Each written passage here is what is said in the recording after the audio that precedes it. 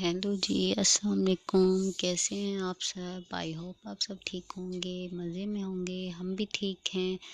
और आज बन रहे हैं आलू के चपली कबाब। तो ये उनके चीज़ें हैं जो मैं उनमें डालूँगी, आप साथ साथ देखते जाएं।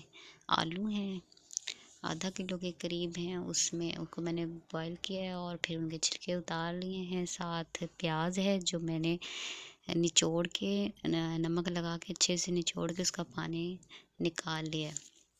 हरी मिर्चें हैं, धनिया है और थोड़ा सा लहसुन है।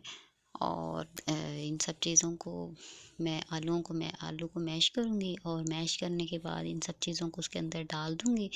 और उसके बाद ड्राई इंग्रेडिएंट्स भी मैं इसमें डाल दूँगी। वो है लाल मिर्च, नमक, सूखा धनिया, अनारदाना और ज़ीरा। इन सब चीज़ों को मैं इसमें डाल दूँगी और इसको भी मैं अच्छे से मिक्स करूँगी और इनका पेस्ट बना लूँगी। और फिर जब ये पेस्ट बन जाएगा तो फिर मैं थोड़ा सा हाथ पे ऑयल लगा के इनकी टिक्कियाँ बना लूँगी एक ही साइज़ की।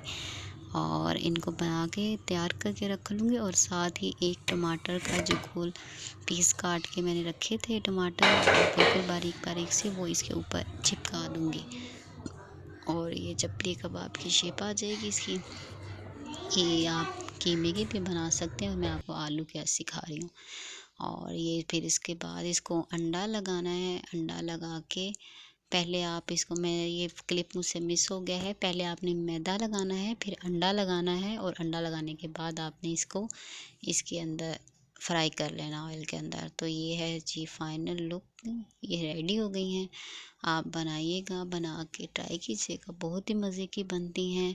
और बस आज की वीडियो में इतना ही था। अपना ध्यान रखिएगा, चैनल को सब्सक्राइब कर लें, बेल आइकन को दबा लें और कमेंट बॉक्स में बताइएगा आपको कैसे लगा।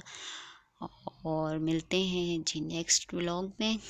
तो अपना ख्याल रखिएगा। अल्लाह हाफिज़।